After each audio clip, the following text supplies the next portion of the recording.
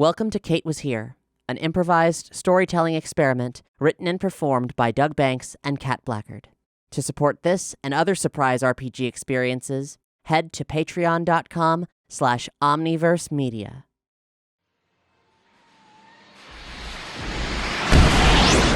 And you are in the sky. Again, you see air traffic in the distance. Everything looks normal. According to the time circuits, you arrived at the exact place and time you wanted to be. You're good to go.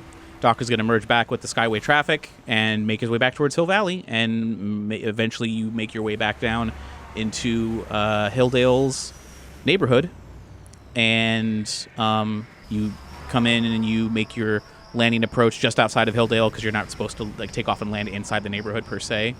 But then after you successfully do land, you will make your way up towards Marty's house. You see a couple cars out front.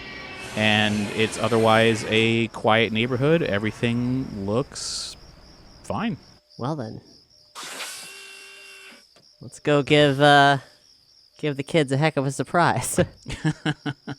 So, with that, you can go up and Doc will walk up to the door with you and just give a gentle, knock on the door and wait.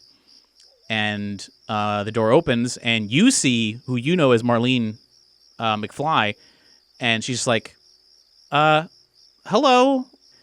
Oh, greetings. You must be Marlene McFly, right? And she's like, yeah, not super on guard. He's like, I'm a friend of your father's. Is Marty home? I'd love to see him. It's been a long time since I've seen Marty. And she's like, oh, yeah, one second. Hey, Dad, someone's here to see you. So he's like, all right, and you hear him coming, and he walks up, and Marlene steps aside, still keeping an eye just to make sure everything's okay. She's not super... This place is much nicer than the other place. Yeah, she's not super suspicious of nothing, but as soon as Marty sees that it's Doc, his eyes light up, and he's like, get right out of town! And he goes over, and he hugs him, and Doc hugs him too, but is kind of yeah, yes, Marty, good to see you. How have you been? He's like, come in. Oh gosh. He goes, Jennifer, look who's here. And he's gonna bring in, he's be really proud or whatever. And you guys can head inside, and you see Jennifer come out from the back, and she goes, Doc Brown, as I live and breathe. And she just comes over, and they just all greet each other, and it seems it's a really kind of nice, happy reunion. And Doc is trying to act like things are still normal because he knows how bad things are gonna get, and where you earlier in the day how you saw sad things were. This is complete opposite. Marty's wearing a suit with the two necktie deal going on. He must have just gotten home from work a short time ago. Yeah. And he's like, please sit down, relax. Do you want anything to drink? We got some kelp tea. Let's we got some seltzer water, whatever you want. I mean, they don't. Have you had any? How long have you been here? What do you know? And Doc's like, oh, we just dropped in. I'm sorry. This is my niece, Betty Reese. I actually found out that a distant relative of mine was living in Los Angeles, and thought I'd swing by and say hello there first. And she's accompanying me to meet with some of my old friends. Just showing them around town. Yeah, she's more familiar with the area than I am, obviously, and it was nice to drop in, see how my side of the family is doing. And Marty's kind of giving a curious look because he's nodding, and he's like, all right, okay, sure thing, Doc. And Jennifer's just shaking your hand, it's pleased to meet you, and and all that jazz. Say, oh, hey, what's up to Marlene? Nice to meet you, whatever. Yeah, and she's just she shakes your hand and is pleasant to meet you. I mean, we're practically the same age, so. You are actually closer in age right now to Marty Jr. than you are to Marlene. They're they're a year apart. Now you are, yeah. Well, you were more than that before, when you in 20. Well, I see what you're saying because of your age difference. Right. Yes. Okay. So I'm 17, she's 18. Correct. Yeah. Right. Although in this time, the other Kate would be 16. Right. As of this time. But hopefully that won't matter. Yeah. No, that shouldn't come up with all things considered. So, she seems really pleasant, seems nice. They're just sort of all hanging out, sitting down. Marty calls out, he's like, Marty, come out here and see somebody. So you see Marty Jr. come in. He's got like, greasy hair and seems really awkward. And when he sees Doc, doesn't know who that is, sees that there's another girl here. He's like, oh, hi. And he's just immediately like he like looks down at himself. He's not wearing a jacket. He's just sort of like wearing like a bland t-shirt. Probably has some like chips on it or something like that. He doesn't seem to be like a complete disgusting slob, but he definitely is unkempt. Nervous. He's nervously unkempt. And a little bit sweaty, but he seems very awkward around these new people. Marty will introduce, he'll explain to Marlene and to Marty Jr. that this is the famous Doc Brown that he knew from when he was a young man. Clearly, he's older now. So one wonders what on earth he was able to tell them about him. From what you hear, he's not saying anything about time travel or nothing like that. Right. Just saying that he was a dear friend who went on like a long excursion. And it's nice to see him again. So they're probably thinking like, oh, they're probably close to the same age, right? Like whatever. They're both like old. Yeah, is he like his older brother? Like in terms of like what their relationship is like, he's like an older brother figure, And they'll eventually splinter off, and they'll go off like back to their rooms and get involved in their own things. And Doc, Marty, and Jennifer will sit and talk, just sort of catching up. Have they not had dinner yet? Or have they? Oh, they're going to. They're going to have dinner soon. Okay, great. So he's just like, so Doc, tell me more about like, you've only been here for a short time. What do you know? What have you learned? Where have you been? Did you just leave 85 and come directly here? Or did you go around? I see you have Betty. I mean, I guess I feel like we might actually, just for the purpose of like audience narration, if this is a conversation you want to have public between, because I think what's going to happen is if the kids are pairing off, then why would I stick around with the adults? Sure. I'm saying that they're pairing off, and you can see that the type of conversation that the adults are having is one of a happy excitement and catching up with each other. Right. Well, so I'm going to see if I can pal around with Marlene and Marty Jr. And I know that's not going to, I want to obviously side towards Marty Jr., but I know it's going to be hard fought and won't necessarily make any sense. Mm-hmm. So I'm just going to see if I can make a both of them thing happen here. Hey, so... Doc hasn't really been in the country, but I'm not from this town. But I'm gonna be here a while with him. So what's shaking? What do you folks get up to around here? Marlene, I wouldn't say she's like overly outgoing, but she definitely seems the most comfortable talking to you. She talks about the different hangouts that she goes to. Asks you if you're into movies or music, and depending on what you say your hobbies are, she can direct you to try to make a connection with people that maybe she knows online. If you're part of any online circles or any fandoms and that kind of thing, just being a sort of a genuine connector, trying to figure out if you're going to be here, where's the best place to sort of spend your time. Marty Jr. is very quiet, but depending on things that you may say, he would either contribute or just kind of hang back. Very self-conscious of himself, just very awkwardly kind of fidgety in his seat kind of thing. Yeah.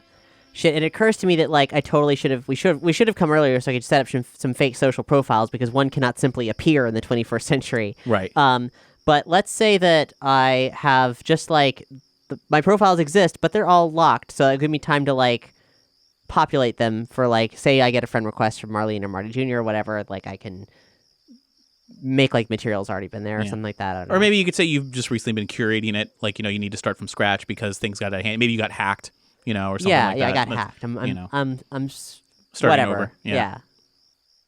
So Marlene seems to be making a genuine sort of connection of just whatever you want to, if you're into this or that, you can go to these different places. If you're into fitness, you can go here. If you're into whatever, you can go here. Depending on your diet, I would avoid going to these places to eat, kind of thing. Wow, she's very thorough. Yeah, but she seems to be kind of the connected. I want to say a popular girl, but definitely she's very aware of her surroundings and seems to make friends fairly easily. Yeah, cool. Well, yeah, we talk about music and movies a little bit, what of it I can. And then I'm always trying to include Marty Jr. in the conversation. Let's say I don't know, maybe is there a backyard or something that we could go to so the parents kind of have the house or I don't suppose that either of them would pull me upstairs to hang out in their bedrooms yet. No, you can go hang out in the backyard or whatever. Food's gonna be ready soon anyway. Yeah, so we're we got drinking some drinks or something. Sure. Yeah. All right, you can step outside. You're in the backyard. You can hear air traffic in the distance. I'm really into this dragon fruit LaCroix that exists only in this timeline. Yeah. So it's pretty chill. Marty keeps wanting to sort of excuse himself. He doesn't say anything, but you can tell he's kind of like tapping his foot and like looking away from the conversation. Like he kind of, you can tell this is a young man who doesn't really want to be sitting here and would rather be playing video games. Yeah. But doesn't have the authority or wherewithal to excuse himself.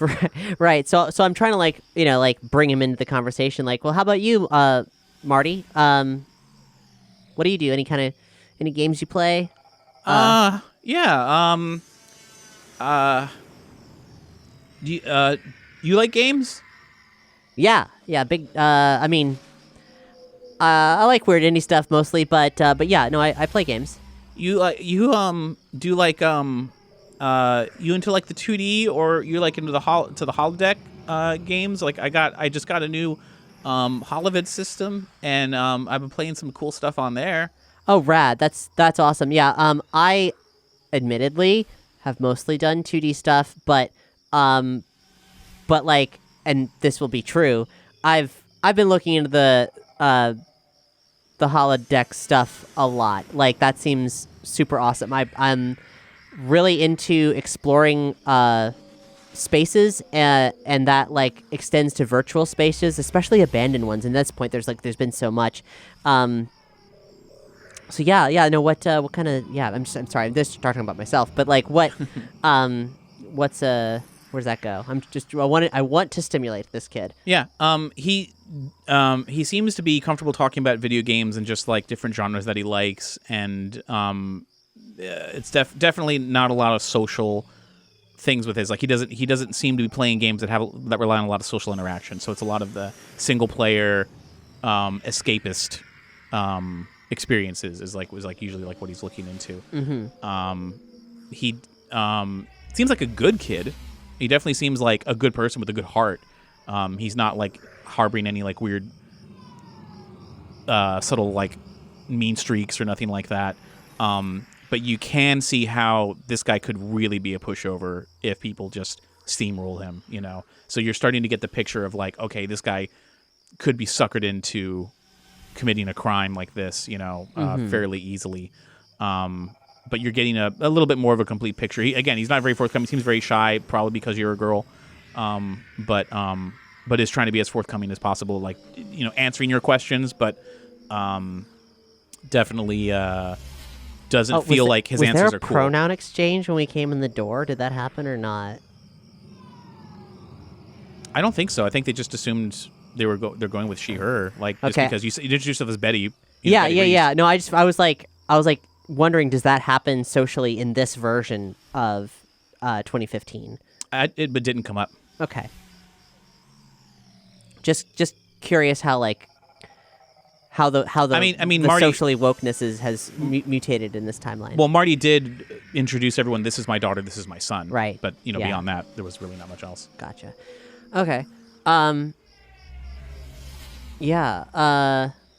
Cool. So there's not really like a charm thing here, but just to endear. I want to endear myself to both of these characters as much as I can, in a way that like I can ask, like, hey, like, by the end of the night, like, so I live here now for the foreseeable future. Y'all want to hang out sometime? You could do either. I think you could roll on either. You probably want to use clever because that's what you're good at. Mm-hmm. But either clever or flashy could be used. But I think clever, probably using the little bits of information that you looked up about them beforehand and what they're telling you now in person. I would say a good clever check could. Cool. Clever makes sense. Yeah. I got a 2. Rolling on them 2s. So. I think with Marlene, she seems to be. You seem to be driving with Marlene pretty good. Like, you guys actually would legitimately, like, probably go hang out sometime just to know each other a little bit better, and she would, like, take you around and show you some cool stuff. Yeah. Marty Jr. seems less threatened by you, certainly. Probably would talk to you, but he probably doesn't seem like, outside of video games, he hasn't talked about pretty much anything else. He's a pretty poor conversationalist.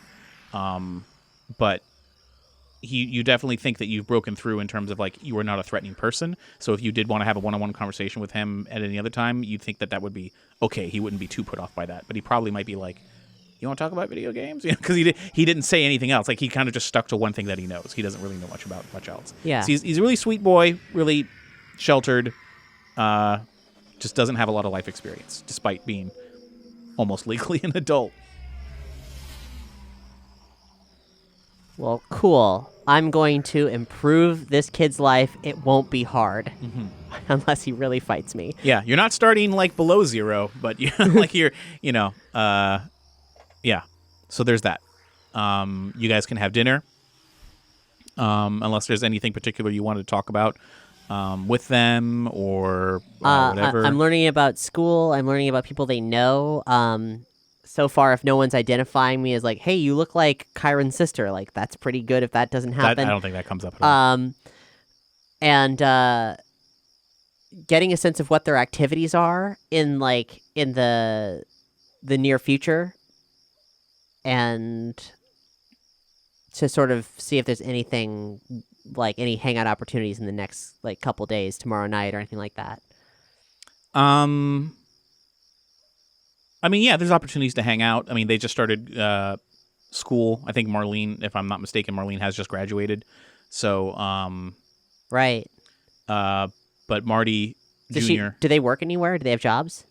I don't think Marty Jr. has a job. I think Marlene probably had a job when she was in high school, but she's about to like go to university.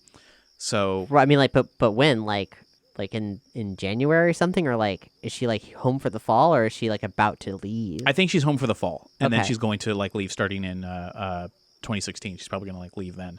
But until then, she's got time to hang out, and get things together. So she had a job in high school and then quit that job to like hang loose for a few months, or yeah. Okay, yeah, saved up, spent this time. She seems to be like really like the better student of them, and like more. She's already more of the adult, clearly. Definitely seems more responsible.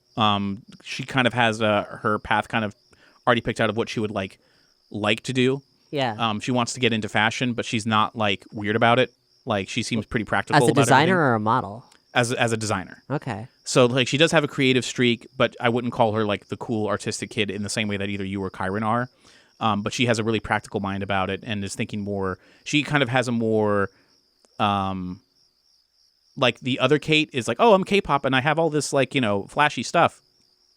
Marlene seems really interested in fashion and like the history of stuff and the history of fashion also. So there's like she's interested in like amalgamations of things and just trying to make like sort of new styles that aren't like super bold and crazy making a statement, but rather like focusing on mixing technology and like utilitarian like usefulness with fashion. So it's not about like what's the crazy new thing that you're going to see on the runway, but rather like how do we build a better jacket?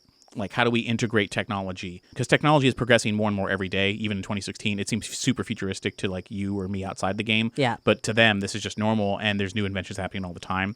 I mean, so she's got an engineering background in addition to fashion, a little bit. She's definitely into a little bit of software design, but also a lot of like fashion design. So she has the sort of, and I know that sounds crazy to you, but that she's acting as if that's like a perfectly normal track to go into, integrating technology with fashion. It seems kind of logical, really. Maybe, I don't know. My jacket is very, fancy for my standards.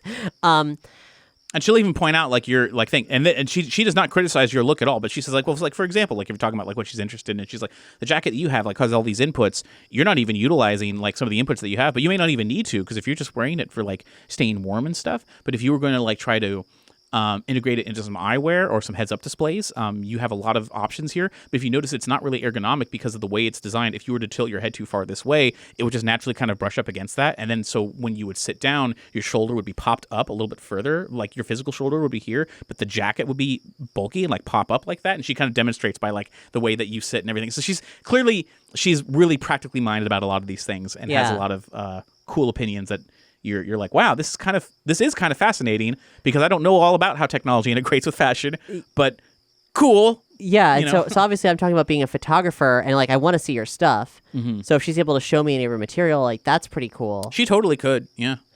And I think that's a good in at the very least. Like if I get in with Marlene, then it's not, and she's close to the brother, then that's not a loss. That's not me wasting my time. Yeah. So I could talk to her about her designs.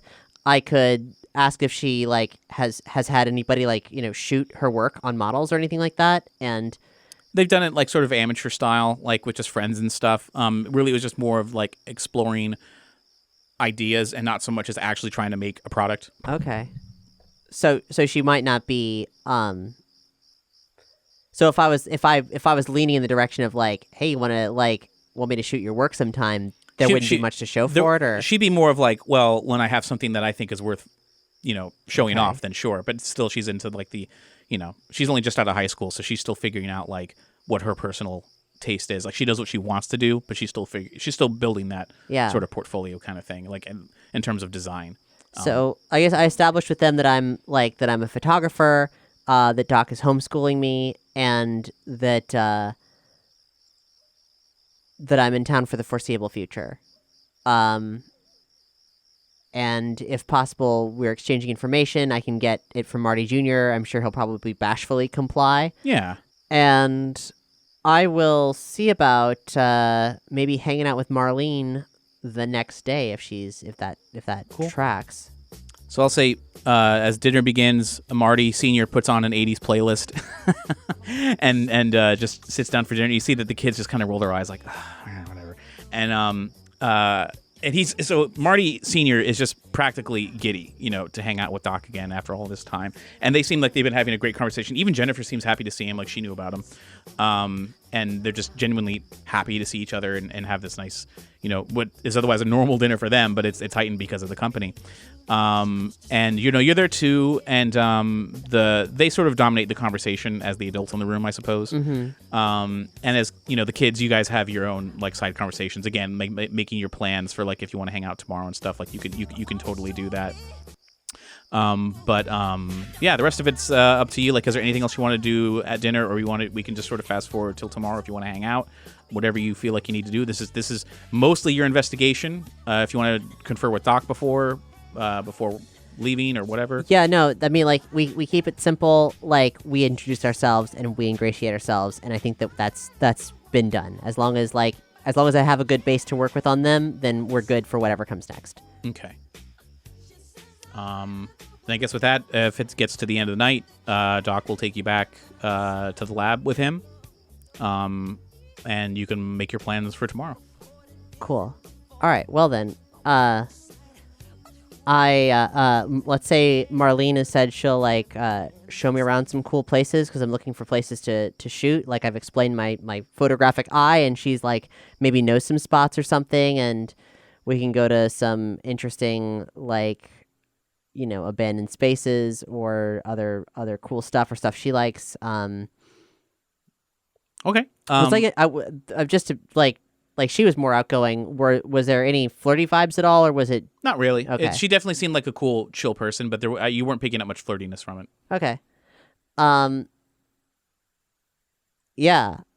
Okay. So that's the plan, and I guess I guess things are kind of getting a little spongy here in terms of like that's fine. We're jumping around in time a lot. No, that's fine. I mean, as long as we're clear on getting whatever questions or whatever goals you want to achieve. Yeah, my intention with hanging out with Marlene is like one to befriend her, to get in there, to make that feel like natural and good, and then that's probably pretty easy to do, and I want to bring up her brother, and I would say hey, is he seemed really really nervous last night. Was he okay?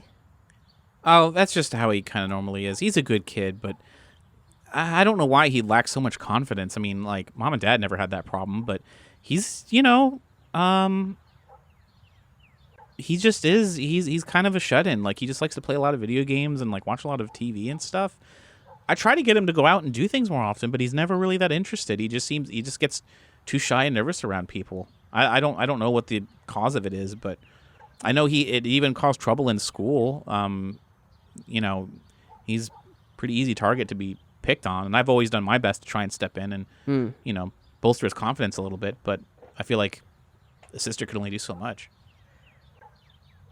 Is there does he have any prospects at all? Like, I mean, you're going to college. Like, is he? I mean, obviously he's a junior, but like, is he working on that at all, or? Yeah, he does, but he really hasn't shown much drive, unfortunately. Mom and Dad are like really patient with him, and they know they want him to figure out like what his passions are. But he seems fairly dispassionate about like everything except for like, goofing off. Which is one thing. If he was goofing off with like friends, that's one thing. But he's just kind of by himself a lot. And not even like doing the Twitch thing, like not even trying to be like a professional gamer, like. That seems super half-hearted, if I'm being honest. Mm-hmm. I think that that's just. I think he just does that because he sees other people do that. Wow. He seems to be kind of like a follower and not really sure of himself. So he just kind of will follow certain trends. If everyone's playing a particular game, he'll talk about a game being super difficult or whatever, but he plays it because other people are playing it, even if he doesn't even really enjoy it. So he just doesn't like to stand up for himself. He sort of copies other opinions and stuff. And again, I mean, I've tried to hang out with him and like, figure out what his passions are and like what his drive might be in life. But he really, when it comes down to it, he just isn't sure of himself. He's so unsure of like it seems that he's afraid of like making a mistake. Like he feels like if he's put on a track, he's going to be stuck there forever. That's clearly not the case, but like, that's just how he seems to feel. Like he just is so scared to make a mistake that he doesn't make any decision. Well, shit, where do you think that comes from? I mean, like, is anybody, like, that seems like he's dealing with a lot of judgment. Like, your parents coming down hard on him or anything? Or, like... I don't think so. I mean, they're my parents, too. They weren't super judgmental about me. In fact, if anything, I mean, I always felt that we were encouraged. I mean, Grandpa wrote, like, he was a well-known novelist and stuff. And, Dad wanted to do music, but after his accident, like, way before I was ever born, he gave up on music and just kind of focused on the family side of things. So what was the accident? Oh, I don't know. I don't know all the details. I know that it was an accident involving it was a car accident.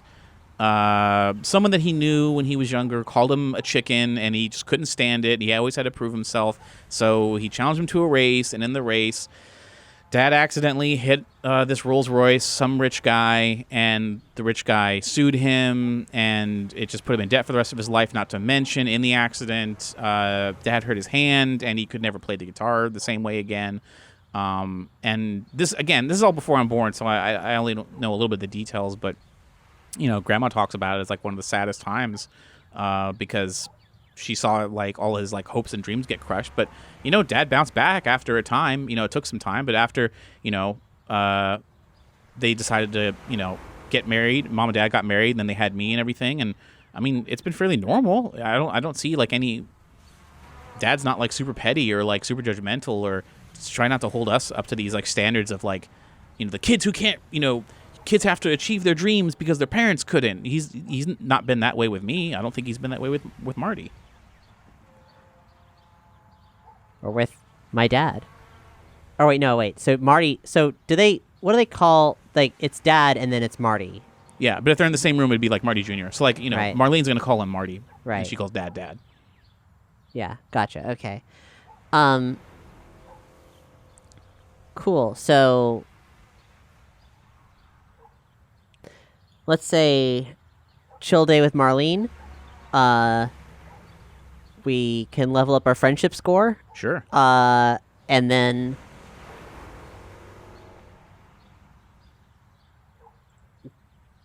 depending on like if it's late enough in the day, like maybe I can circle back to their house with her, and Marty Jr. will like come home from school or something. Yeah, I suppose if you want to try and meet up with like Marty after school or something. Yeah. Okay. You can do that if you want to. Just so you can be waiting at the house for him to come home or whatever you want to do. Yeah, I mean, like if Marlene and I are hanging out, and like we happen to like hang out, like that gets taken back to like the McFly household. Sure. Then then Marty comes by because he's coming home from school or whatever. Yeah. And yeah, cool. Okay. So when I see Marty again next, I'll be like, "Hey, Marty, what's the latest VR game you're playing? I think like I might be able to convince my uncle to like get me a setup, and you could show me around." Yeah, I mean, like today I was gonna try out this thing called like Chambers of Madness. It's like the survival horror. I can't really join you in the game online, but like, I could like link you to like a tutorial or like a walkthrough. You know, if you're gonna set up your own console, you know, back at your house or whatever, you can add me on my game link, and I could like, you know, see when you're online if you have questions or something. But do you have the equipment for like a 2-player thing here? Like, could you show me the ropes? Not really, because Marlene never really wanted to play. But like, I have maybe like got some like old stuff. You know, you could play like 2D games and stuff. So like, I could probably bust out like the old you know, like the old Dolphin system and like hook up whatever. So yeah, well, okay. If Marty's showing any interest, I'm just gonna go ahead and like meet him there, and Sure. and we'll go along with that. Meanwhile, I'm like, you know, filing away whatever info I need, because I figure like he's a jittery wreck in person, having to like acknowledge me. Yeah. Physically. Yeah. So maybe I can smooth things out in the virtual world. Yeah. So we do that. We play the games, whatever. Have a good time. Leveling up friendship points. Good. I get back to Doc's later on that day, and I'm like, hey, Doc. Okay, so a couple things. Did Marty talk to you about his accident at all? Well, only when we first met him in 2016, when he said that things started to go wrong. He did mention an accident, but the one that hurt his hand. Yes, he did. He did mention more details about that. I didn't press him on it because it seemed to be an unhappy memory. I do know that it happened in 1985, shortly after the last time he saw me. Oh, well, that's great, because I was already thinking about when it might have happened, and I narrowed it down between 1997 and 1985, so cool. I think that there might be... the accident might be part of the problem, because Marty... Does he seem a bit off to you, Doc? Is he different from the person you knew, and in a way that's, like, not the same as, not just, like, time has passed, but, like, different? Because we saw him as a sad person. He's better now, but he's still not... You ask, it's a very pointed question, but I do agree that there might be something off a bit about him. I know that seeing him at his lowest moments in 2016 and seeing him now in 2015, when things seemingly would be all fine, he was obviously overjoyed to see me, and we were catching up. He did seem to have an undercurrent of desperation. Hard for me to pinpoint exactly, but he did seem focused on wanting to hear the good news of anything, but of course, you know, time for me had hardly passed as far as he was concerned. And, you know, when I asked about his life, he glossed over the tragic parts and tried to focus more on the positives of the family and life he was able to build in the meantime. I am a doctor, but not that kind of a doctor, so it would be hard for me to tell you exactly what mentally he might be going through, but the Marty I knew in 1985 was definitely bright-eyed and looking forward to the future. Here, he seems more focused on the could-have-beens of the past. I mean, the way that you've talked about him in the past, he sounded like a rock star. He dove into this time travel situation like, you know, we've both been in some bad scrapes, but he pulled off, you know, a heck of a maneuver there, and Marlene's telling me that he actually wanted to be a rock star. Like that was his trajectory until an accident crippled his hand so he couldn't play anymore and put him in a lifelong debt to somebody. So maybe this doesn't matter. Maybe it's one way or another. But like, if we wanted to shuffle Marty's timeline in a positive way, we could go back even further than these kids and improve his world. So maybe like if he's not the person that his son needs right now, I don't know. I doubt a rock star would be either. But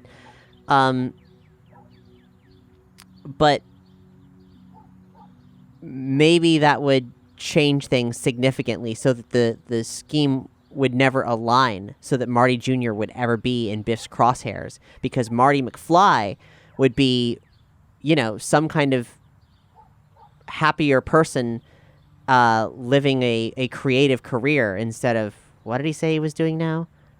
Like, he was working at Cusco as like a mid-level executive. Yeah. That doesn't, I mean, hey, you do what you got to do, but that doesn't seem on point. Certainly not the type of job I think young Marty would imagine he would have in the future. And maybe that's just life, but... Well, you did touch on something that I have been thinking about, which is if these problems do lead back to an accident that he had,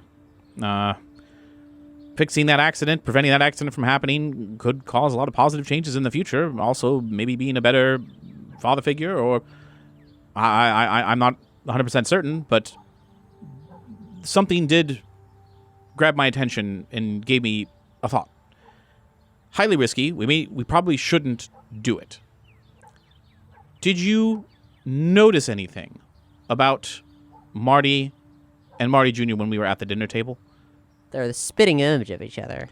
Precisely. Aside from eye color, I think they look quite identical. We might be able to, if we can figure out a way. Marty has already demonstrated confronting a bully, Tannen, for his father. I think together we can figure out a way to present an opportunity for Marty to step into his son's shoes and take care of that. Whoa. Now, Doc, that's crazy. I know, but here's why I'm suggesting this. This could solve two problems. One, it would solve the problem of Marty Jr. here in the future. And two, if I could intercept Marty before he has the accident and take him on this journey into the future so briefly, don't want to risk him seeing too much and learning too much, but I can deposit him back after the accident would have taken place, the accident would not have to happen. Because the way I see it, with the way we've been dealing with trying to change the space-time continuum and do everything for the better, us ingratiating ourselves with the McFly family is a good plan. Ultimately, Marty Jr. would have to make a change. If he's unable to make that change, we'd have to fake it. And the best doppelganger would be Marty himself. And 1980s Marty is clearly, just as apt as I would be to step into something like this. Okay, yeah, okay. That's interesting. So we have, I see we have a few options here. One, we continue on the path that we are, trying to change Marty Jr. so he wouldn't make a disastrous decision. Two, the fallback plan, if this plan doesn't work, or we can change plans altogether, but it's highly risky, is to try and kill two birds with one stone, go back in time before the accident, remove that Marty from that point in time, take him to the future, have him act out this plan to prevent this disaster from happening, and then deposit him back in 1985 after the accident would be taking place. Yeah, okay. That makes sense, Doc. That seems reasonable. Yeah. I feel one has a high risk and an uncertain effect, but I believe the path that we are on now is the safer path. But it would all depend on what more information we would have to find out and how confident you think you would be in preventing Marty Jr. from getting tangled up with Griff Tannen. Well, it's only been a day yet. I don't know. But this kid, he doesn't have a chance in hell to... There's no influences in his life right now that are going to do anything but hurt him. Maybe prison be good for him, but I fucking doubt it. That's a terrible way to have to grow a spine. And well, here's the thing. Right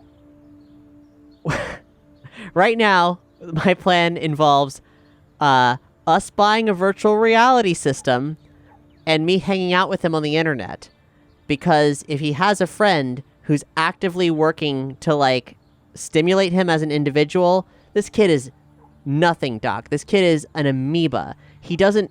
There's, even his sister says, like, can't give me anything to go on for who he is and who he wants to be. So, it's not a surprise that someone like Griff could come in and threaten him and make anything happen. So right now, I feel like I would love the chance to try to, I don't know, maybe it isn't my job, but like to help him have a friend that can help him be himself. If there's anybody in there, I don't know. If I'm being frank, I've never spent so much time with someone who is that much of a zero. Doc says, I know I've said before that this is your time, and I know that you've protested saying it isn't. I completely understand that. At the very least, you are dealing with other teenagers, people your own age. I'll have to go off of your instincts on this one, on where you think we could do the most good. Yeah. Let's try the safe way first, and then we can worry about all the doppelgangers we want. And I'm very curious to meet time traveler Marty McFly, not awkward dad Marty McFly. But yeah. So I need some money for a video game system. he gives like a half squint of like, all right, like just he'll unfold his wallet and give you some cash, and you know where you can go pick it up at the underground mall.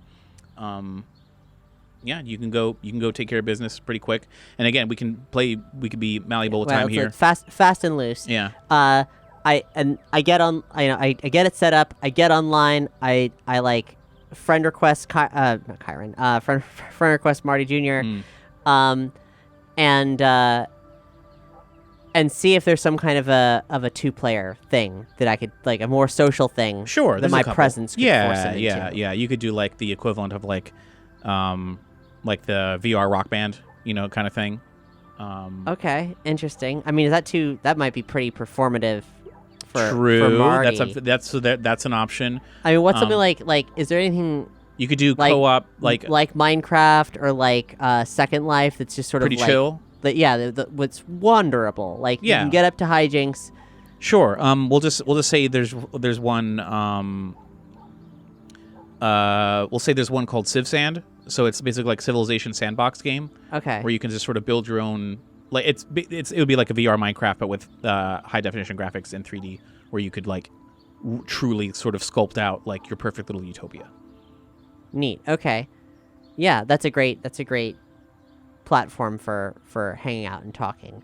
And I don't want him to be put in a position where he's gonna be like, why are you talking to me? like it's genuine. Like he's empowered because he's helping me learn the ropes of this, and he actually is, because I don't know what the fuck I'm doing. Mm-hmm. So he might just be playing video games to impress other people or to like fill the void of his life. Mm-hmm. But I'm there to ask him questions about himself and to encourage him and to find circumstances in the virtual world where I can get him up to trouble and challenge him. If he's too nervous to do it, I'll be like, "Fuck it, man, come on, let's do it together." And he's gonna be like, "Oh golly, okay." And then, we do that. So like, sure. Whether it's if we're to use a Minecraft-esque example, if he's like too nervous to challenge the deep recesses where the Endermen like blink around or whatever, and then like I'm gonna put him into reckless situations where he's gonna have to live that moment. And virtual reality is great for that. Like you can really live a moment in virtual reality when you have that first-person perspective and are ducking behind things. It changes the gameplay experience completely and makes it a lot more visceral. Sure. So if he isn't challenging himself to enter into those scary scenarios, and I can be, then it can be like all kinds of mayhem that he wouldn't normally get himself into, and all it took was a friend like grabbing him by the wrist and saying, "Come on, let's go." Yeah, no, that's very wholesome, and I like that. So yeah, I think over like a week, maybe a little bit more, you can start to cultivate this relationship with hanging out in person, with Marlene, and like saying hey in person every now and then with Marty Jr. And I'm like offering up music. Yeah. And different things, like I'm trying to initiate some kind of cultural cross-exchange here. Yeah. And after a while, you do genuinely see him open up a little bit. He seems to be more and more comfortable with you in a way that, he doesn't talk to his family the same way. And you don't see him. You don't even see or hear him talk about hanging out with like any other friends. Yeah. So yeah, after a while, he does like. You really start to see him cut loose in some of these games and stuff. Like you'll be playing, like downloadable mod versions of like Civ Sand, where it's just like zombie mode, and then like you have to run through like the town that you made, ducking zombies and shit like that, and it's a lot of fun. I will say, just for clarification, for Kate's sake and for our sake. That although it is super impressive, like the response time between your movements in VR and stuff, the graphics aren't that great. Like I would say, in the real world, our modern PlayStation 4 graphics or PlayStation 5 graphics seem more photorealistic. This, all of these games that deal with VR seem to have a more heightened focus on performance rather than photorealism. Okay. So there's enough of a barrier where you won't get like totally freaked out. It's not like Minecraft graphics, but it is not realistic enough to where you don't literally think you're on like the holodeck of the Enterprise. Right, like, everything's a bit stylized. Yeah. And it's again, not you would never, no person would ever put a helmet on. Like if you fell asleep and someone slipped a helmet on you, you wouldn't wake up and think this is the real world, not by a long shot. But if the performance is there, that's all I need. Right. Yeah, it's super on top. Like it's kind of different from the way our real world is, where it's just like, oh, it's tracking my hands a little wonky. This seems to be pretty 1-to-1 in terms of like how good it is with movement and the performance of it. And also like there's not as much of a screen door effect. Like it's pretty clear. And stuff. And I want to also make sure that I'm not leading Marty on. If he's interested in girls and he's like potentially looking to me in that way, like I'm not gonna use that. He doesn't seem to be. He seems to really be valuing the having a confidant. You've had no signs of him making any flirtatious advances. Okay. So as far as what I'm telling Doc, I'm like, look, it's all I need, Doc, is 2 months. 2 months to make sure that this doesn't go sideways. And granted, like, at the end of that 2 months, Marty might not be the person who he needs to be to stand up to Griff Tannen, but maybe we'll have some kind of greater perspective on things. As to what Griff was up to begin with, and maybe information enough to put Griff behind bars himself, because I'm telling you, Doc, that guy is trouble. From everything you told me from our time in 2049, I have no doubt. So we will continue on. I will be doing more research about how to stop the inevitable bigger problem while you're taking care of this. So we have plenty of time. Great. Okay. So, Doug, how the fuck are we, how are we doing here? This is the most amorphous thing we've ever done. Yeah. No, this is good. I think what I can say is I don't want to get into specific dates because this is montage time of building friendships, and you're making. I love that you're making a super honest effort to try and actually. This isn't like a superficial let's just get to the fucking shit. You're more of let me bolster this kid so much that he can solve the problem on his own, as opposed to your intervention being the one thing that does it. So I'll say that over time you're playing games and stuff.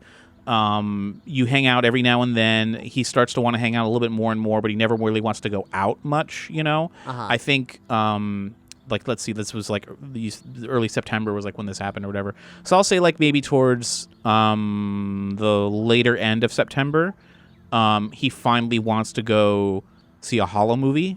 Okay. At the Holoplex or whatever. Cool. That's the first outdoor, outside house excursion thing he ever wanted to do with you, just that's it, without Marlene or with anyone else involved. Oh wow, okay. And it wasn't he was asking you on a date at all. It was more of just casually, when it took you by surprise that he casually mentioned hey, this movie's playing, you want to go check that out? And you're you've never heard him even talk about doing that. He usually wants to stay in and watch a movie. Yeah. So that's definitely a good sign. I'll say what they're probably doing is since Jaws 19's coming out, they're probably going to do the last 3 Jaws films, sort of marathon, so you can go check that out if you want. The first one, which was 17 was done 2D as a sort of like retro throwback to like how the original first ones were. Nice. 18 was was definitely like a hollow film where it's like it's shot 2D like a movie, but they'll have like holographic elements, sort of like you're thinking this is like a 3D gimmick where it's like only certain. Remember Jaws 3D where it's like only certain shots are in 3D or whatever. Sort of like that where it's like you'll kind of forget it's a hollow film until the shark jumps out or whatever, and then it comes out over the audience, and it's like almost like in real world in Muppet Vision 3D or 4D. T2 or T2 3D, like whatever. So it has the elements of like that where it is almost, you feel like even though it's clearly smaller with less of a budget, it leans more towards theme park attraction than film as you would know it. Right. So on one hand, it's like impressive, but also like a little disappointing because it's like not much of a story. We are dealing with the 18th sequel to a movie about a shark attacking a beach. Exactly. So all things considered, technologically impressive, but you're left really wanting. Has the narrative gone to space yet? I assume that must have happened movies ago. Oh yeah, it already happened movies ago. They're back. They've gone to space. They've come back. They tried. It follows a lot of like the Jason films where it's like, we can't get rid of the shark. Throw him into outer space. Now he's a space shark. Now he's back. So Perfect. It stopped making sense a long time ago. Like even Marty Jr.'s like, it's just a shark movie. It doesn't have to make sense. Like it has no connective tissue. Right, as though shark movies a genre. Yeah. It's almost like chronologically, it's like trying to be chronological about the Zelda games, where it's just like, there's always a Brody. It's not always the same Brody, but there's always a Brody and there's always a shark. They just humans love repetition. Yeah. Anywho, so like you go do that and it's kind of a cool time. But then you can hang out. I'm trying not to be impressed by the technology. Yeah. It is pretty jarring the first time you see it because it is like, it's not like a 3D movie where you have glasses on and you can kind of tell it's that this is in a physical space, which is super strange, especially since it's super blocky, like N64 graphics, which make it even stranger, Anyway, but hanging out with him is cool, and you're sensing that he can relax around you finally. He's not putting on, and he was never putting on a performance, but you definitely get the sense that he is so not threatened by you that he can finally just be open and be himself. But you're not seeing a lot of strong opinions about things. He kind of just doesn't want to, you get the sense that he doesn't want to ruin the hangouts, by doing anything. But he does open up a little bit, and you're getting the sense that kind of like Betty, because when you were hanging out with Betty, she was repressed. Right. You're not really getting the sense that Marty is repressed by his family, but you're wondering, like, I don't know, is he like queer maybe? Is he hiding that fact? Like, is there something going on here? He's not being super flirty with me. Not that means anything, but I know nothing about what this kid wants, like, in his life. Do I get the impression that his unwillingness to go out isn't just a basic, like, social anxiety or maybe, like, some kind of autism or anything like that? It's like he's actually... Do I feel like the outside world has made him actively, like, afraid of what happens if he shows himself? Like, because I'm thinking about, like, not the influence quite. of Griff and so on. And right. It's not quite about hiding his true self as much as maybe not about hiding it, but almost like the fear, like he's crippled with indecision. Like, he's not sure who he is, and that's what's kind of scary. Mm-hmm. It's not about like, if they ever find out my secret, I'm doomed. It's not that. You're really getting the vibe that he's afraid to commit to anything. Not that it would give something away, but rather that afraid of making that mistake of committing to something. Yeah. So more time can go on. You've done your movie hangout. I will say shortly after... we need some magic mushrooms. I will say shortly after your movie hangout, one day... now, do you want to, like... What would you hope that would become the norm? Hanging out, like meeting up in person after school to hang out, or maybe meet up online first, maybe to see whether he wants to hang out or not? Like, what's if he normal? wants to hang out in person, I'm going to, like... And that seems to be getting somewhere. I'm always going to side for that, because I feel like the video games appear to be a crutch for him. Yeah. So I'll use the games when that seems to be like where he's comfortable, but I'll take every opportunity to do in-person hangouts, and also in-person hangouts with his sister as well, in a way that can like give me a sense of having just having other forces there to like to help him feel like he has friendship and it's like it has more than one face. You're still hanging out with Marlene too? Yeah, I don't see why not. I will say, one day while Marty Jr.'s at school, you're hanging out with Marlene, and she'll sort of out of nowhere say, "Hey, so this sounds like a weird question. You didn't by happenstance to like borrow some of like my foundation or makeup?" No. Okay. I mean, it's cool if you did. I just didn't know because I couldn't. I feel like I misplaced something. I mean, Marlene, as you can tell, I don't really wear makeup. I know, but I just didn't know like something like maybe something. I don't know. I just wanted to check because it's either you or Marty, and I don't see Marty wearing makeup. So. Oh, but you think he might?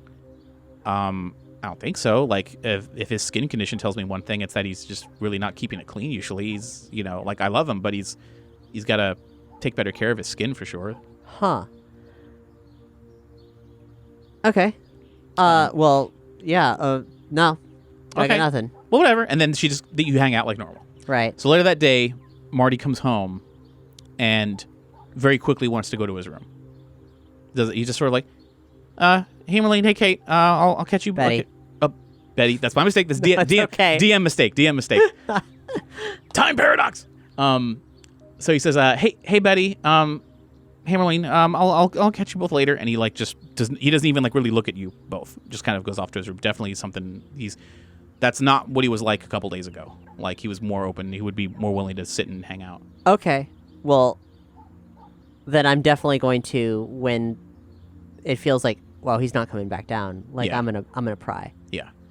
How do you want to do that? I'm gonna like knock on his door and say like, "Hey Marty, we're thinking about getting something to eat." Like, or no, so that's too passive. What's shaking? You want to hang out? Not really. I'll come down in a little bit. It's fine. Are you feeling okay?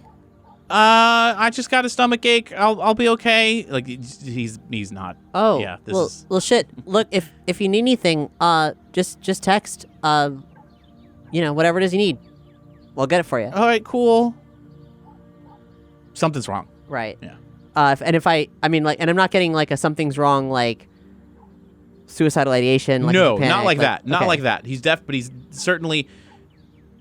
You're getting the sense of like. Do I think he's lying to me? That things are okay. Yeah. Yeah. I mean, but that. I mean, is there any reason that I shouldn't believe him that he's just not feeling well? Plenty of people don't feel well. The fact that he came in and wasn't like looking at you, is a big sign that something's wrong, and that he has a quote stomach ache. It just sounds a little made up off the top of his head. Okay. It's however you want to take it. Okay. Well, then I say like, and Marty, you can trust me, right? So if you need anything at all, I'm here for you. Okay. Can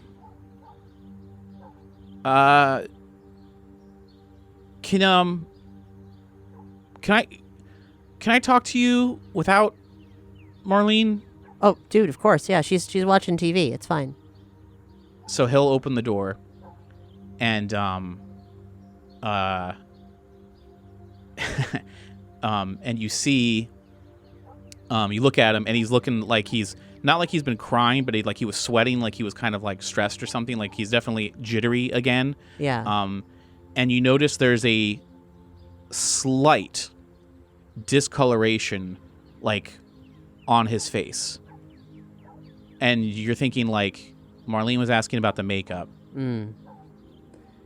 Something's not adding up, and this is okay. I very quietly close the door behind me, and I'm like, and I take his wrists, and I motion for him to sit down on the bed, like, and I scrutinize his face. I'm like, did someone hit you?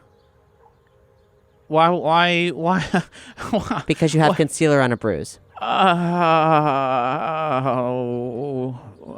Marty, it's okay. Like it's okay. Like shit happens, but like if something bad has happened to you, like, oh my God, like, I'm here for you. Oh, okay. Yeah. I was just gonna say, that, you know, how to, you know, like maybe transfer schools or something, because you're here, and you've been here for a while, and I'm thinking about maybe like going on like online. You do an online class. I'm thinking about doing like online classes, changing to get out. But yeah. I mean, I got a bruise, but you know, who Marty, who did this to you? I don't know who did that, but yes, their hand was attached to it. You probably know. I mean, there was a lot of hands going around. It was kind of a blur. But look, Marty, it's okay. Like, let's breathe together, okay? So we're gonna fill your belly with air, and then exhale. I'm gonna do that a couple more times. Oh, okay. And you can like try to zen him out a bit. Yeah. Like he's difficult time. He's not. He's used wound up. Like, oh yeah. He'll eventually describe Griff and his gang. There's Griff, Data, Spike, and Whitey, and they've been giving him a rough time. And he reveals that they kind of ganged up on him. He doesn't know. He generally doesn't know whose fist landed, because they were really beating the shit out of him. And he says that he's got bruises like under his shirt. You know? And this happened today? Well, other bruises he's had for a while. The bruise on his face happened like a couple days ago, which is why the swelling has gone down. And he's got like he stole like Marlene's stuff to try and cover it up, but he doesn't know what he's doing, so that's why it looks kind of weird. But yeah, he's definitely like covering up for the fact that he's being physically bullied. And you don't know how long it's been going on, but they've he's not going to take off his shirt and show you, but he's explained that normally they don't go for the face, and they did before. Yeah. What do they want from me, Marty? It changes. Like they, now they're talking about like, I know they're lying, but like they say they want me to join the gang, but I know they don't want me to join the gang, but I have to prove myself to join the gang. I don't want to join the gang. I know they don't want me to join the gang, but they're making me do like, they want to make me do something to prove that I can join the gang. Then I can be under like protection. Like then I won't get beat up no more. And these bojos go to your school? Some do. I mean, I don't like Griff. I feel like Griff's been held back a few times, but he doesn't even go anymore. I know. Data, where does this happen? Between school and like like on the way back and on the way, like they'll stop me or something or. Yeah. Okay. Well, Marty, I assume you don't want this to happen anymore, right? Yeah, but if they say if I talk about it, then they can, Data's got like all these inputs, and he can, he's like really good at, I'm told he's like really good at like hacking things, and I don't want him to like, delete any of my, stuff online, and, they threaten to like go after like, my parents online. They can just change things. They're threatening to do a lot of stuff that both on the grid and off the grid that can be bad if anyone like if I said something, but they don't know you, so that's why I'm like I can tell you, but like if I told my dad, he would I think he'd flip, and he would try and like take it to them, and I don't know what. So wait, I'm getting a sense, just to clear one thing up. Your dad has anger management issues, right? I mean, not normally, but like if this like Marlene's mentioned him flipping as well, and I just like, does he Only like when someone like calls him out and like challenges him, but like I don't, and we don't. We love him, and like, but I've seen like coworkers and stuff. They take advantage of him, and. So basically, if your dad found out, he would make things really bad. Now, something you should know, Marty, is that like the thing is if these folks come after you, then a good thing about them coming after you is they're probably sloppy idiots and they can get caught, especially if you know it's coming. So a great deterrent against them is like, as long as that like you have systems in place to catch all of these like phishing attempts or whatever it is that they're throwing your way, or even able to like record or document their violence against you, like you have proof that especially if they're gonna fuck with your data, that's very fucking illegal. And I'm willing to bet they're not good enough to cover that up. Not if someone's watching. If you say so, I don't know. I don't fully know what they're capable of. I just know what they tell me. Well, they're gonna talk a big game because they're kids in high school. They are not professional criminals. I guess, but I mean, I know Griff doesn't go to school and he's got money to spend. He's got his car all souped up, and I don't know, like they've got the latest hoverboards and stuff. Like, yeah, and maybe they stole them, but that doesn't mean they're like good enough to not get caught. So hear me out, Marty. Hear me out. These pieces of shit, like what they're doing to you, is not okay. Do you want to make them stop? Yeah, if that's possible. Okay. What am I? But there's 4 of them, and they're huge. Well, I reach into my purse and I take out the portable electromagnetic thingamabob that Doc has made. I'll say, let's describe that really quick. Okay. How do you in the best case scenario, how do you imagine yourself using this device? I feel like it's like a can of mace, except it's not like a can. Like maybe you like can slip your hand into it, like it's a little like it's like brass knuckles, but with a button on it, like a dead man switch. Sure. And you can just like it's like let's say like an EKG, like when you're starting somebody's heart with an EKG. No, what is it? I know what you mean. Defibrillator. Yeah, defibrillator paddle. It's like that, but it's a big electromagnet small pocket-sized electromagnet fist-sized, yeah. that you like point and click. Cool. And like we'll zap whatever's in its direction. Cool. Okay. And we'll just to have a limit on it, we'll say I think 3 charges sounds good. Okay. Yeah. So I show him this thing and I'm like, this is a little something my uncle made me. And it's like mace for cyborgs. He's like, "Okay." So I put it on his hand. Yeah. And put his finger over the button, and I'm like, you get 3 hits, and you will destabilize all of the implants in these kids. He says, I've never been in a fight before. And you won't be, because this will stop it from happening. Because if you point this at Griff, and he's coming at you as the big dog in this squad, and you leave him on the ground without raising a fist... I will say another caveat to how this works. Okay. I don't think this is a thing like that blasts like a sonic blast. I think because it's basically right, electromagnet. Just turns them off, right? Yeah, I would say you'd probably have to make direct physical contact. Oh, piss. Because if you're talking about clothing and flesh and everything else, like I think in order, I like if I stood across from you with a remote control and did that, like I don't like that's more of like an EMP is like what you're describing. Okay. But I think this device, I do think it would be like a defibrillator, yes. Right. And if you just landed one and you hit the button, yeah, I think that would totally do it. Okay. Well, none of what I said just happened. Sure. I just, again, for clarification, because you did describe a defibrillator. I'm like, yeah, I do see that. Like, I can easily agree that makes perfect sense. So, okay, so maybe you do need to throw a fist, but it doesn't need to. It just needs to land anywhere, preferably their abdomen, and you hit the button and it's gone. Just get contact, any kind of contact.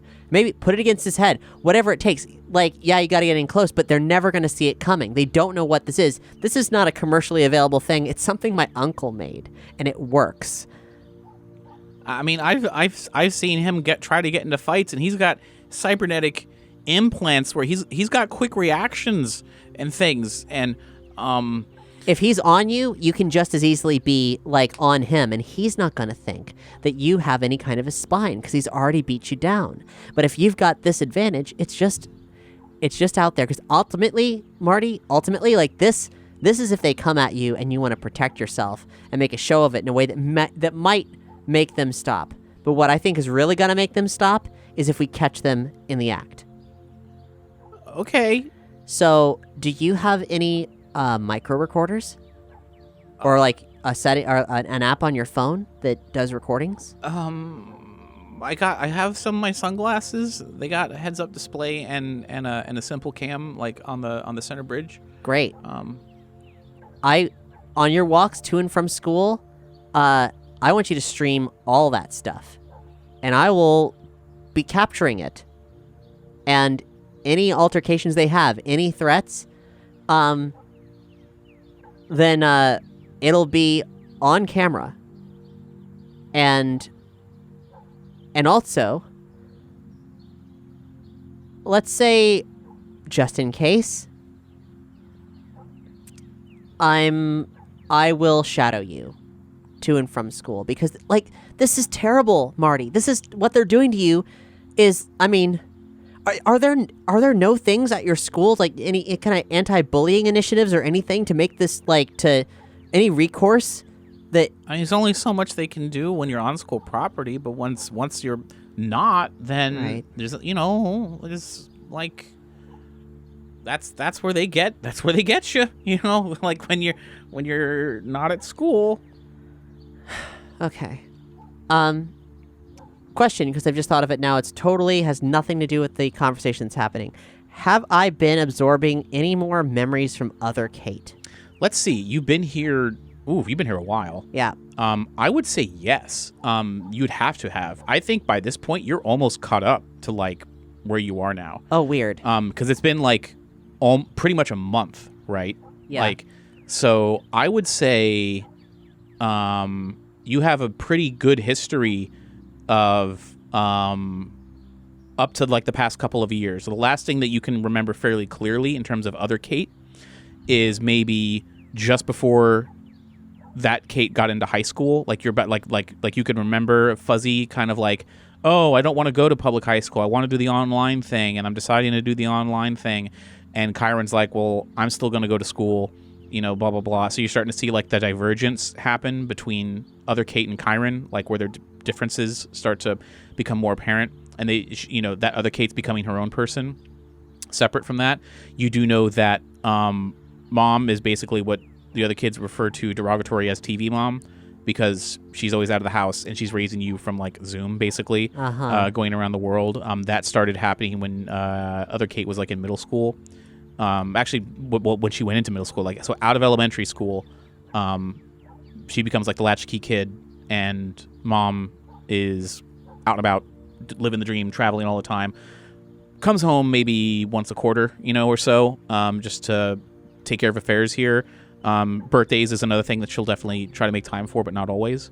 Dad, as far as you can remember, definitely still working for the city. But you remember a different version of your dad. He's not quite as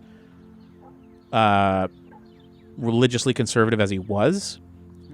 He definitely still seems very spiritual, but seems kind of adrift without, like, the religion was no longer his anchor. He still is a spiritual person. But he seems to be unhappy at work, and he was talking about making changes at work. And that's the last thing that you can remember. But he's not the sad sack that you remember him to be. He seemed more proactive. Well, good for him. Yeah. Parents are still divorced. Yeah. But obviously. Yeah. Cool. Okay. And the memory of things seems to be that both your parents did go to college when they wanted to, as opposed to when Biff Tannen was in charge. They had delayed entries into college. Here they went to college when they wanted to, so that means they were able to settle down a little bit sooner, hence Kyron. Right. Wild. Okay. And the more memories you have of Kyron, the more you're like, this guy's a good big brother. Why am I like what? Like why do there's the weird differences that are happening, and you have other Kate's memories where she doesn't seem too happy about like Chiron had a pretty strong direction of I wanted like he knows kind of what he wants to do. Do I feel like the reason like that Chiron has like parallels with me in a large part because of his station as like the first kid in this? Maybe it's hard to tell because the memories are still kind of fuzzy. Yeah.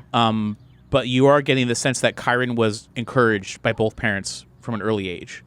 But you, because they probably got divorced a little bit sooner because of the way time equaled out, you're thinking, you're trying to psychoanalyze yourself and other Kate, and you're thinking that maybe because of the attention that other Kate was not getting from TV mom and absent dad, not completely absent, but absent enough, that the online persona seems to be like very much the attention-wanting, approval-seeking behavior. Yeah. Okay. So that's coming into clearer to you for sure. Cool. Well then, back to Marty. Yeah. Yeah, look, Marty, I don't want you to get beaten up ever again, and I'm gonna make sure you don't.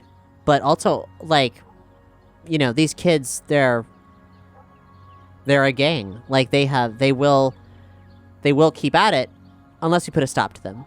So, if you're streaming, if we can get, like, you know, like, evidence against what they're doing, then it's a done deal. He said, so he'll be like, okay, and you want to follow me? Like, you want to be, like, around? Yeah, I mean, look, I could walk with you, but they might not, but the thing is that if I do that, they might change their tune. They might not be as incriminating as they would be if they thought they could just push you around. If you want to just sort of like, you're going to hang back and let's just see what happens? Well, right. So if I give you this self-defense measure, then I'll be ready to step in if things go really bad. If you actually start getting beaten up, I will be there and I will put a stop to that shit. All right, I know you say that, but they're pretty scary. So well, I know you don't know this about me, Marty, but so am I. And he really doesn't know how to take that. Like, he knows that's clearly you're not threatening him. Like, so he's not like threatened by that, but he's just like, okay, all right. So then we'll plan for tomorrow when I go to school. Like, we'll see. Yeah. Okay. To and from school, I have nowhere to be. So I'll be, how about you show me on maps where, like, the way you walk to school, and I'll be ready for this, okay? Sure, yeah. Because Marty, look at me. We're gonna keep you safe, and we're gonna stop these bojos. They called me Bojo, so that's nice. So, yeah, he'll spend the rest of the evening, not the entire evening, but like he'll definitely talk with you about this, show you like the path that he takes to school, and just work out how he's going to stream. You know, he'll stream the goggles or his sunglasses to you. Yeah, and my plan is for him to be streaming it to an account where no one's looking. So, obviously, like, exposure would be good, but he doesn't have any followers anyway, so whatever. So better for them, the gang, to have no idea that he's doing it. And I will have Doc set up to be capturing it so I can be on the ground, like, ready for it. But in turn, I'm going to ask Doc to actually give me, or create for me, an EMP rifle. Like, a thing that can actually, like, from a distance, like, disable electronics. It could go wild, it could cut the stream or whatever, but if things go really bad, I want to be able to have this non-lethal thing that can land the punches that Chiron isn't. How soon do you want that? If he can do tomorrow morning, great. If not, I'll take tomorrow afternoon. Yeah. If you say tomorrow morning, he'll just be like, just hang his head, like, again, half eyelid closed, just kind of like, Oh, you're asking a lot. Okay. Like, this could be it. This could be it, Doc. We could solve the problem tonight. Oh, yeah. He says, all right, let's see. You have to direct a... an EMP is normally omnidirectional, but if we want to put it in a certain direction, I have to find a way to insulate that. And he starts like speaking in like, math numbers in his head. He's trying to figure out. He says, so he'll like go off and he doesn't even acknowledge. He just sort of he's getting to work on something. So he's definitely going to start throwing something together. Since I'm still around, I'm setting up what I need to get to capture the stream and everything. If there's any opportunities I can see to help him, like I'm of a mind right now that like, this time has been good for me, Kate, because I was obviously very fucking afraid prior to this, and I've still got a lot of like existential issues, but I have been able to be a normal person. There's agency and especially with the timeline syncing up, I'm sort of thinking of myself like in a way now that I never have before. I don't have that like narrow focused teenage perspective of like I just got to get to this thing and then I can get to this thing. It's like it's bigger, and I haven't necessarily come to terms with it yet, but I guess being in a non-lethal environment for this duration of time where the only purpose has been to like achieve some kind of like comfort in the world around me has done me really well. And I've also assumed that if this is my life now, that I should have a little bit of better understanding how it works. So if there's an opportunity for me to help Doc in his lab, like do some kind of like menial thing, like wrap a coil around a thing, like I can do that for him. So he's not just like left to his own devices, and I can like try to pick up the material because we could be stuck together forever, and I want to pull my weight. Sure. So what we'll do then is let's say we'll do a quick montage of like working with Doc on this EMP rifle that you want to build, and like you're coiling stuff and soldering this and doing that, and Marty Jr. Is digging through separate. He's digging through his closet to get the glasses and everything, and whatever, returning the makeup to Marlene without her realizing, like kind of thing. But yeah, you've told Doc to record the stream. You've got everything that you think is good to go, and your plan is to not meet with Marty Jr., like don't acknowledge him, so let him leave the house, do the whole thing, but you're following him so that there's at no point can anyone witness you both interacting on this day. Yeah. And then follow behind and see what happens. So I'll say that all can the plan is coming together. And I've got my own like heads up display where I can like hear what he's hearing because he's streaming. Sure. Like you can have the stream coming up in the little corner of your glasses and stuff. So, that can all be ready and squared away. I'll say you can get some sleep the night before. You wake up and you're ready to go. Thanks for listening to Kate Was Here. To support this and other surprise RPG experiences, head to patreon.com/omniverse media.